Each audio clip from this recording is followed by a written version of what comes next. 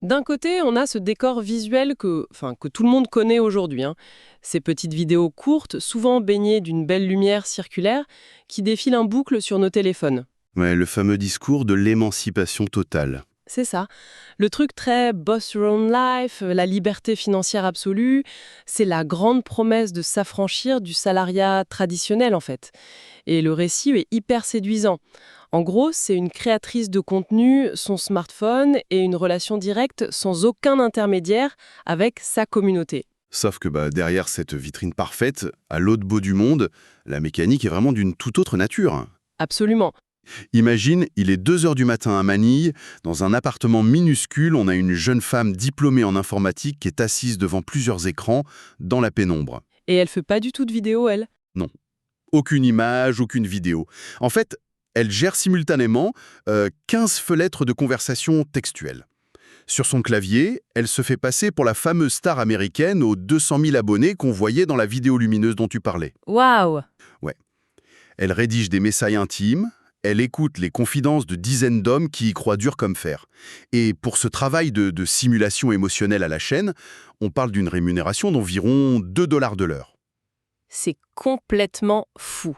Et bien aujourd'hui, dans notre décryptage, on va justement déconstruire cette mécanique économique cachée derrière cette illusion.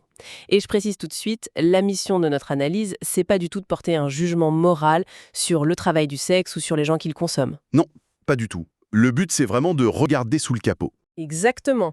De comprendre ce qu'on appelle l'économie de la chair. Et franchement, quiconque s'intéresse un peu au fonctionnement de ces immenses plateformes numériques, ou même à l'évolution du travail mondialisé, ou aux questions éthiques posées par l'intelligence artificielle, vous allez voir, c'est un cas d'étude absolument fascinant. Surtout quand on regarde les volumes financiers en jeu, en fait. Ça impose de regarder cette industrie avec une vraie rigueur macroéconomique. Les transactions totales sur OnlyFans, elles ont atteint 7,22 milliards de dollars en 2024. 7 milliards, d'accord. Ouais.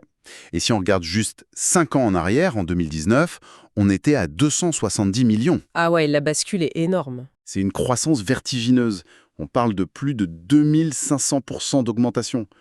Et tout ça est porté par une infrastructure colossale de 4,63 millions de créateurs pour près de 377 millions de fans. C'est impressionnant.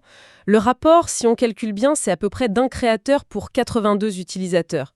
Et du coup, quand on voit ces milliards circuler, on s'imagine logiquement une espèce de nouvelle classe moyenne florissante de créateurs numériques, quoi. C'est ce que le marketing veut faire croire, ouais. Voilà.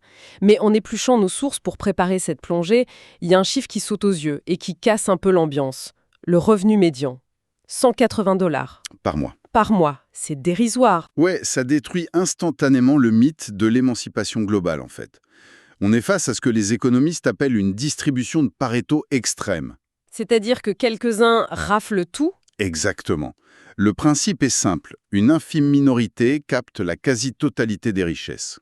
Sur cette plateforme, le top 1% des créateurs accapare 33% de tous les revenus. Et si on élargit juste au top 10%, il s'accapare 73% du gâteau. Ah ouais, presque les trois quarts. C'est ça. Parce que l'algorithme de découverte et la dynamique des réseaux sociaux créent un entonnoir, en fait. Ça dirige systématiquement l'attention vers ceux qui ont déjà le plus de visibilité, ce qui crée une barrière à l'entrée totalement insurmontable pour la grande majorité à la base de la pyramide. Et c'est exactement ce qui m'a fait tiquer quand j'ai lu le rapport de With Talents, parce qu'ils écrivent avec un cynisme assez glaçant. Ils disent que la plateforme a recréé la distribution de richesses d'une petite république bananière corrompue, mais avec de meilleurs abdominaux. C'est une belle formule. C'est très imagé. Mais du coup, au premier abord, j'ai tout de suite pensé au modèle de Spotify, tu vois, où les immenses pop stars raflent tous les revenus liés aux écoutes, pendant que les petits artistes indépendants touchent des micro-centimes. Ouais, je vois l'idée, mais la comparaison avec Spotify, elle montre hyper vite ses limites. Ah bon? Pourquoi? Sur une plateforme musicale, l'artiste est rémunéré à l'écoute, de manière totalement passive. Le modèle économique d'OnlyFans, lui, il repose pas du tout sur la consommation passive d'un catalogue. Il repose sur la monétisation agressive et vraiment continue d'une relation parasociale. D'accord, l'interaction avant tout. Voilà. Et surtout, peu importe l'inégalité de répartition entre les créateurs, l'opérateur du système, lui, il gagne à tous les coups. La plateforme prélève systématiquement 20% de commission brute sur la moindre transaction. Peu importe qui vend. Exactement. Et ça a généré 1,410 milliard de revenus nets l'année dernière. D'ailleurs, Leonid Radvizki, l'actionnaire majoritaire, il s'est versé plus d'1 million de dividendes par jour sur le premier trimestre 2024. 1 million par jour. Bon, ok. Mais attends une seconde, parce que là, il y a un truc mathématique qui m'échappe. Je t'écoute. Si le revenu médian est de 180 $, comment le top 1% arrive-t-il à générer des dizaines de millions? Au début, on pourrait supposer qu'ils vendent simplement beaucoup plus d'abonnements mensuels à 10 $, non? C'est ce qu'on pourrait croire, ouais. Mais les documents internes des agences qu'on a consultés, ils racontent une toute autre histoire. C'est là qu'on rentre dans le vif du sujet. Carrément. Les données de Bain Agency, qui ont fuité dans nos dossiers, révèlent vraiment le cœur du réacteur. 90% des revenus générés par les très gros comptes proviennent des messages privés et du pay-per-view. Le pay-per-view, c'est les contenus vendus à l'unité dans la messagerie, c'est ça? C'est exactement ça. En fait, l'abonnement mensuel n'est qu'un produit d'appel. C'est juste un ticket d'entrée pour accéder à la vraie boutique principale, qui est l'illusion de l'intimité conversationnelle. Mais mathématiquement, ça tient pas debout. Si 90% de l'argent vient des discussions privées, c'est juste humainement impossible pour une seule créatrice de maintenir une conversation intime avec des milliers de personnes. Totalement impossible, oui. Je veux dire, se souvenir du prénom du chien, des problèmes de boulot, des fantasmes hyper spécifiques de 50 000 personnes en même temps, comment on industrialise une telle quantité d'affection? Eh ben c'est très simple, on fragmente la chaîne de valeur. Le fameux schéma traditionnel, un créateur face à son fan, au sommet de la plateforme, ça n'existe quasiment plus. C'est devenu une usine, quoi. Exactement. La structure industrielle se divise en fait en 4 strates bien distinctes. Tout en haut, la plateforme prélève ses 20%. Juste en dessous, t'as les agences de management qui prennent entre 20 et 50%.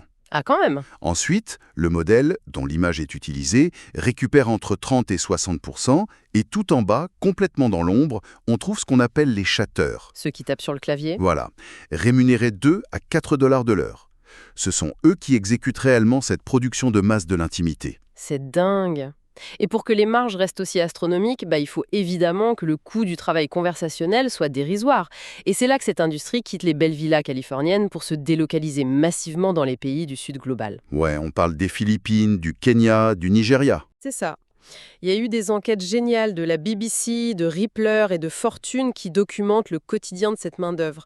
Et franchement, les conditions de travail ressemblent carrément à celles d'une usine textile du 19e siècle, mais transposée dans le monde numérique. C'est la comparaison parfaite, la surveillance est constante en fait. Ces travailleurs opèrent très souvent jusqu'à 12 heures par jour, 6 jours par semaine. L'enfer. Et les agences installent des logiciels de tracking directement sur leurs ordinateurs pour analyser leur temps de réponse, à la seconde près. Ah ouais, la pression est folle. Pire que ça, si la productivité du chatter chute sous les 80% de l'objectif fixé par l'algorithme, des pénalités financières s'appliquent directement sur leur maigre salaire. C'est d'une violence. D'ailleurs, l'enquête de Rappler à Manille, elle raconte l'histoire de Cara, cette fameuse diplômée en informatique dont on parlait dans l'intro. En fait, elle répond à une offre d'emploi hyper vague pour du support client en ligne. Elle s'attend logiquement à gérer des réclamations ou de l'administratif classique. Ce qui est normal pour ce genre d'annonce. Bah oui, et c'est seulement le premier jour, une fois assise devant son écran, qu'on lui ordonne de se faire passer pour des créatrices occidentales. Elle doit séduire, elle doit mentir, elle doit extraire des fonds auprès d'hommes, souvent en grande détresse affective. Marvelis Serna, qui est une avocate philippine qui observe tout ça, elle qualifie carrément le système de piège. Le terme n'est pas trop fort. Est-ce que ces travailleurs, en fait, ils signent des contrats de freelance avec des espèces d'entités fantômes basées en Europe ou aux États-Unis? Du coup, ça les prive de tout recours légal ou de la moindre protection sociale s'il y a un abus. C'est le vide juridique total pour eux. Ouais. Mais attends, si je me fais un peu l'avocat du diable 2 secondes, est-ce que techniquement parlant, c'est pas juste une version un peu extrême du métier de community manager? Je veux dire, quelqu'un qui gère le compte Twitter d'une grosse marque. Il fait aussi semblant d'être l'entité qu'il représente, non? Je vois l'argument, mais la comparaison ne tient pas la route une seconde. Le community management, ça s'occupe de relations publiques ou de services après-vente. Le chatting sur ces plateformes, c'est un exercice pur et dur de manipulation psychologique orchestrée. Ah, c'est pas juste discuter, quoi. Pas du tout. Le travailleur ne répond pas à des questions logistiques, il suit des arborescences de scripts extrêmement détaillés. Genre des manuels de conversation, hein. Exactement. Par exemple, si le fan tape un message qui contient le mot seul ou le mot triste, le document interne dit au chatter de dériver vers une fausse empathie à l'étape 1. Et ensuite, et c'est là que c'est vicieux, de proposer un message vocal préenregistré, soi-disant réconfortant, qui sera facturé $40 à l'étape 2. 40 $ pour un faux vocal de réconfort. Ouais, et le coût psychologique de cette dissonance cognitive pour les employés, il est désastreux. Il y a une jeune Philippine qui confie aux journalistes que sa boussole morale était complètement en miettes. Ça se comprend tellement. Bah oui, ces chatters absorbent tous les jours la misère affective, les fantasmes parfois très sombres et toute la vulnérabilité des clients. Tout ça avec l'injonction financière de les essorer jusqu'au dernier centime pour garder leur emploi. C'est sordide. Mais du coup, qui tire vraiment les ficelles de ces fameux scripts? Parce que le grand public imagine souvent la créatrice dans son salon, qui embauche elle-même 2 ou 3 assistants pour l'aider, mais nos documents montrent l'existence d'un véritable cartel des agences. Le mot cartel est approprié, ouais. J'ai fait le test. Une simple recherche de OnlyFans Management Agency sur Google, ça te renvoie des dizaines de milliers de résultats. L'agence Reuters a même analysé les méthodes de plus de 160 de ces structures corporatives. C'est devenu une industrie massive. Et complètement banal.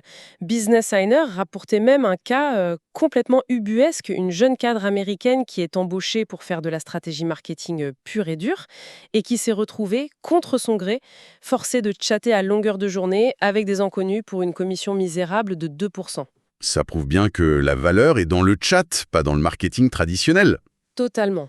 Et le triomphe de ces agences, c'est vraiment ce qu'on pourrait définir comme l'algorithme de la solitude. Ces boîtes, elles fonctionnent pas à l'instinct, elles fonctionnent avec des tableurs Excel et des quotas de rentabilité stricts. Elles ont parfaitement identifié leur cible. C'est-à-dire? Qui est la cible? Les chiffres sont clairs. L'utilisateur moyen gagne environ 42 000 $ par an et 61% de l'audience globale a moins de 35 ans. L'objectif de l'agence, c'est pas de vendre du contenu érotique en soi, c'est d'identifier le vide émotionnel chez un utilisateur très spécifique et de lui coller un prix. De tarifer la solitude, quoi. Exactement. Dans les années 90, le capitalisme mondialisé a externalisé la production manufacturière dans les pays en développement. Aujourd'hui, il externalise le travail émotionnel. C'est le syndrome du magicien d'Oz, ce truc. Le fan dépense une part super significative de son salaire, vraiment persuadé d'avoir développé une connexion privilégiée et secrète avec Dorothée. Il confie ses secrets, ses angoisses les plus profondes. Et derrière le rideau, Derrière l'immense rideau de velours, il n'y a pas de Dorothée. Il y a juste un gestionnaire de compte en col blanc qui optimise des taux de conversion et un pauvre travailleur philippin épuisé qui clique frénétiquement sur des réponses préformatées pour tenir ses quotas. Et l'ironie terrible dans tout ça, c'est que les conditions d'utilisation de la plateforme, elles stipulent noir sur blanc que la relation doit être exclusivement entre le fan et le créateur. oui, mais l'opacité profite absolument à tous les acteurs de cette chaîne de valeur. Enfin, jusqu'à un certain point. Parce que la logique de maximisation des profits capitalistes, elle finit toujours par se heurter au coût du travail, même quand celui-ci n'est que de 2 $ de l'heure. Parce qu'ils veulent toujours payer moins. Exactement. Pourquoi une agence continuerait de rémunérer une équipe entière de 50 travailleurs humains à Manille ou à Nairobi si une technologie peut accomplir exactement le même volume de persuasion émotionnelle pour des fractions de centimes? L'arrivée de l'intelligence artificielle générative. Voilà, le prochain chapitre. Ouais. L'enquête du média Rest of World documente vraiment l'explosion hallucinante de startups dédiées spécifiquement à cette industrie de l'ombre, avec des noms d'ailleurs très évocateurs, genre ChatPersonal ou FlirtFlow. Et cette dernière, FlirtFlow, elle se vante carrément très ouvertement d'avoir maîtrisé le ratio chat-vente. C'est leur argument commercial. Ils promettent à leurs clients, donc les agences, que leurs algorithmes extraient l'argent des fans de manière beaucoup plus chirurgicale et efficace qu'un humain fatigué. Mais là, on touche à un obstacle technique majeur, non? Bon. La plateforme interdit théoriquement aux bots informatiques d'interagir directement avec la base d'utilisateurs. Comment ils font pour contourner l'interdiction sans se faire bannir leur compte? Est-ce qu'ils utilisent des macros hyper complexes? Même pas. La faille exploitée est effrayante de simplicité. C'est ce qu'on appelle dans le milieu la technique du bouton envoyé. Ok, comment ça marche? En gros, l'intelligence artificielle qui est couplée au compte du créateur, elle va lire l'historique complet de l'utilisateur, analyser tout son profil psychologique et rédiger la réponse manipulatrice parfaite directement dans la zone de texte. Mais elle ne l'envoie pas? Non. L'opérateur humain, de son côté, il n'a plus qu'une seule petite action mécanique à accomplir. Cliquer manuellement sur le fameux bouton d'envoi. Ah, c'est vicieux. Bah oui, parce qu'aux yeux des systèmes de détection anti-bot de la plateforme, c'est un humain qui vient de valider et d'envoyer le message. Et paf, le tour est joué. C'est ça. Par cette ruse, Un seul chatter peut désormais gérer plusieurs centaines de conversations parallèles, ce qui augmente la productivité de l'agence de manière complètement exponentielle. Mais ce qui me fascine, et me terrifie à la fois, c'est la méthode d'entraînement de ces intelligences artificielles. Parce que pour qu'une machine apprenne à simuler l'empathie, à feindre le désir, à relancer un client hésitant sans paraître trop agressive, elle a besoin d'avaler un volume de données phénoménal. Ouais, des milliards de mots. D'où elles sortent ces données d'apprentissage IA? Et c'est là que l'histoire devient vraiment sombre. Ces données, elles viennent des historiques de conversations générées au fil des années par les chatteurs philippins ou kényans eux-mêmes. Oh mon Dieu! Le chercheur Carl Joe Javier, qui est basé aux Philippines, il décrit d'ailleurs parfaitement ce phénomène. Le travailleur précaire a passé des mois, voire des années, à générer des profits pour l'agence en simulant des émotions humaines complexes. Et aujourd'hui, on aspire numériquement tout son savoir-faire, tout son labeur émotionnel. Pour nourrir la base de données du programme qui s'apprête à le licencier. Exactement. Mais c'est l'ultime métaphore du vampire numérique, quoi.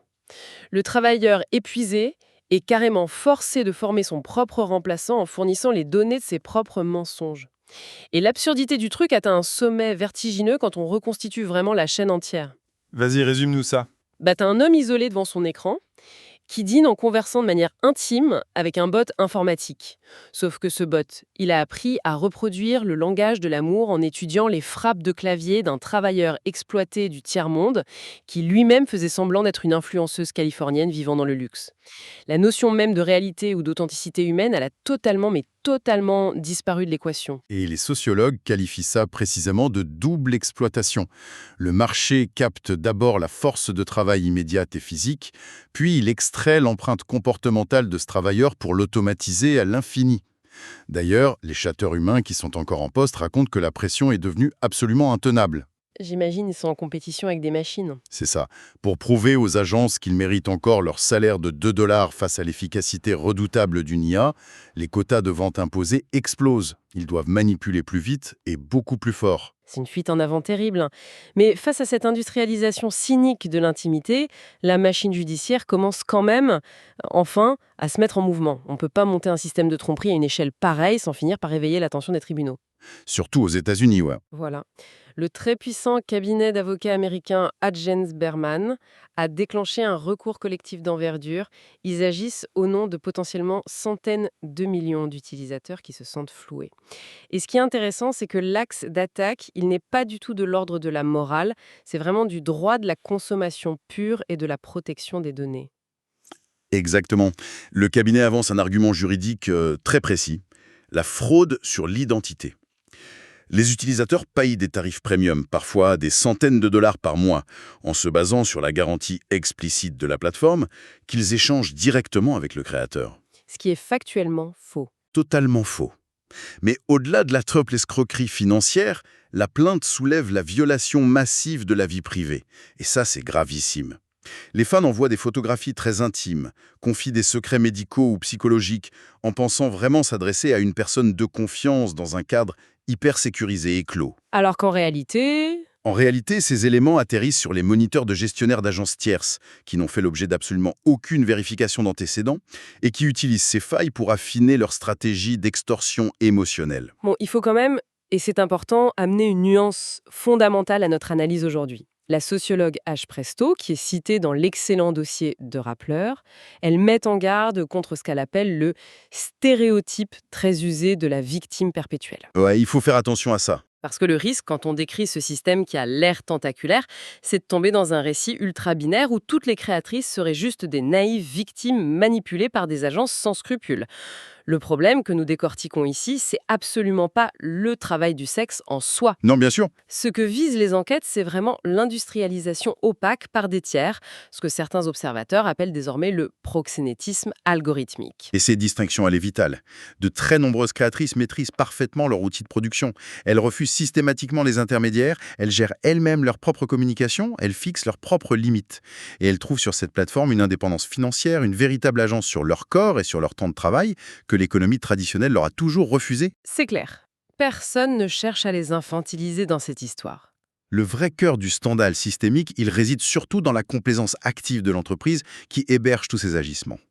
Faut le dire, la plateforme a d'ailleurs investi massivement pour améliorer ses systèmes de vérification d'identité au moment de l'inscription. Ce qui est une bonne chose. Ce qui a drastiquement réduit les contenus non consensuels, oui, c'est une avancée réelle. Mais lorsqu'il s'agit du recours totalement généralisé aux chatteurs ou aux intelligences artificielles par les immenses méga-agences, la modération devient soudainement très aveugle. C'est le fameux deux poids, deux mesures. Bah oui, faire respecter strictement l'interdiction de déléguer la conversation, ça reviendrait tout simplement à stopper net la machine qui génère leurs milliards de dollars de bénéfices annuels. Et on sait très bien que ça n'arrivera pas. Donc, pour résumer un peu tout ça, derrière les filtres lissants et la belle promesse marketing d'une connexion radicalement authentique et sans filtre, s'est construite en fait l'une des industries de l'imposture les plus sophistiquées de notre époque. Le désir d'intimité et surtout cette espèce d'épidémie de solitude qui frappe majoritairement le public masculin ont été convertis en une commodité ultra rentable. Complètement. Et cette conversion, elle s'appuie sur une pyramide invisible. Les agences en col blanc en sommet, le labeur émotionnel sous-payé des travailleurs du Sud global à la base, et demain, l'automatisation intégrale par des intelligences artificielles qui sont nourries par les vestiges de ce travail humain. Et il faut bien comprendre que cette architecture, elle dépasse très largement la simple anecdote d'une plateforme de charme. Elle agit en fait comme une loupe sur la trajectoire du capitalisme numérique dans son ensemble. C'est-à-dire, Dès l'instant où un pan entier de l'expérience humaine, y compris le besoin le plus fondamental d'être écouté et désiré, peut être quantifié, transformé en point de données et optimisé, le marché construira inexorablement l'infrastructure technologique pour l'exploiter à l'échelle industrielle. Et tout ça en invisibilisant totalement la main-d'œuvre qui fait tourner la machine. c'est terrifiant dit comme ça, mais c'est tellement vrai. Ça me laisse d'ailleurs avec une réflexion qui me tourne en boucle dans la tête depuis qu'on analyse ces documents. On voit que la technologie ne se contente plus du tout de nous connecter. Elle apprend méthodiquement à simuler l'attention humaine. Avec une précision redoutable, oui. Elle étudie nos vulnérabilités émotionnelles et elle parvient même à imiter l'imperfection, tu vois, les hésitations d'une vraie conversation pour tromper la chimie de notre propre cerveau. Du coup, la question n'est même plus de savoir si un algorithme sera capable de mimer parfaitement les sentiments. On y est déjà. Ou presque. Voilà. La véritable question qui s'impose à nous aujourd'hui et que je laisse à quiconque nous écoute, c'est: que se passera-t-il le jour où payer une intelligence artificielle pour qu'elle nous écoute, nous comprenne et feigne de nous aimer avec une patience infinie deviendra finalement plus gratifiant, plus confortable et infiniment moins risqué que d'affronter la complexité vertigineuse d'une vraie relation avec un être humain imparfait? On laisse ça résonner en gardant en tête l'image de ces petits écrans allumés dans la nuit.